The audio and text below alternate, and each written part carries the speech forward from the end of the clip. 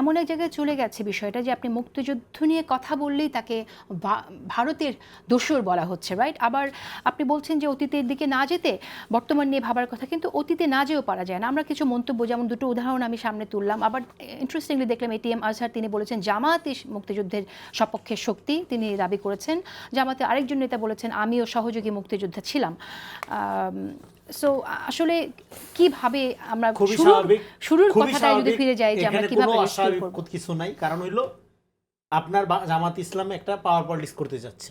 সে কি মুক্তিযুদ্ধের বিরুদ্ধে রাজনীতি করবে? সে সবচেয়ে বড় মুক্তিযুদ্ধের পন্থী হয়ে যাবে। ধরেন ডাকসুতে জিতলো যে শিবির প্যানেল, পীরা সকালবেলা ঘুম থেকে উঠে তো রায়ের বাজারে গেছে, কিন্তু সে ভোটের জন্য কিন্তু রাজাকারের যে সেন্টিমেন্টটা, রাজাকার বলাটাই তো এখানে একটা, আপনার ধরেন যে গণঅভ্যুত্থান কিভাবে হয়েছে, তুমি কি আমি কি রাজাকার বইলা করতে হয়েছে, তার মানে কি, কেন রাজাকার বইলা করতে হয়েছে?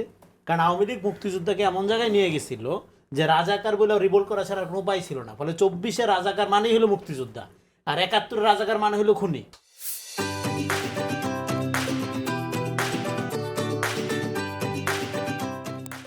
ফলে একটা শব্দের কোনোটেশন চেঞ্জ হয়, শব্দের ব্যবহার আপনার তার সময় পরিপ্রেক্ষিত অনুযায়ী আপনার ডবল মিনিং তৈরি করতে পারে। হ্যাঁ, যেমন আপনি যেই বিষ চিকিৎসার জন্য ব্যবহার করেন, সেই বিষ খেয়ে মানুষ মরেও না, মরেও তো।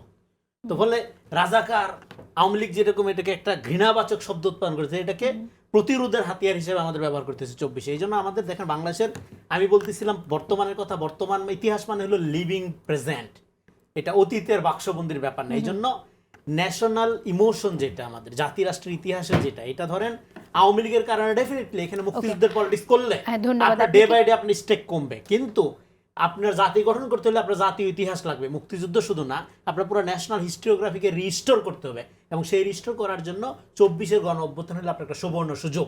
এইবার এই সুবর্ণ সুযোগকে কাজে লাগিয়ে যারা আবার নতুন ডিভিশন করতেছে, যারা সেটা ধর্মের ইমোশনের ভিত্তিতে হোক বা ধরেন নিজেদের পপুলারিটির কারণে হোক, এবং আলট্রা ফ্যাসিজম যারা চর্চা করে, আওয়ামী কাঠামোর এক কথায় যারা চর্চা করার চেষ্টা করতেছে, তাদের পরিণতি আওয়ামী লীগের মতোই হবে। কারণ আপনার এখানে আর কোনো ক্যাডার ভিত্তিক রাজনীতি আমরা দেখতেছি না, আর এমন কোনো সংগঠনকে দেখতেছি না যে সবচেয়ে আপনার সুচারুভাবে রাষ্ট্র ক্ষমতা দখল করবে। আমরা দেখতে চাই ক্ষমতার সাথে জনগণের সম্পর্ক স্থাপন হবে।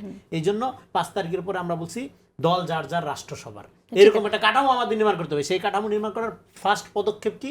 প্রথম পদক্ষেপ হলো জনযুদ্ধের ইতিহাস বা বাংলাদেশের ন্যাশনাল ইতিহাসে জনগণের মালিকানা কায়েম করা।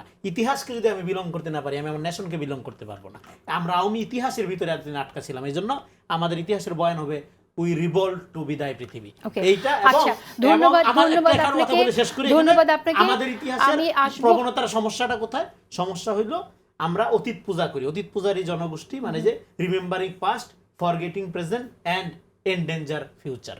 এই জায়গা থেকে আমাদের বের হইতে হবে।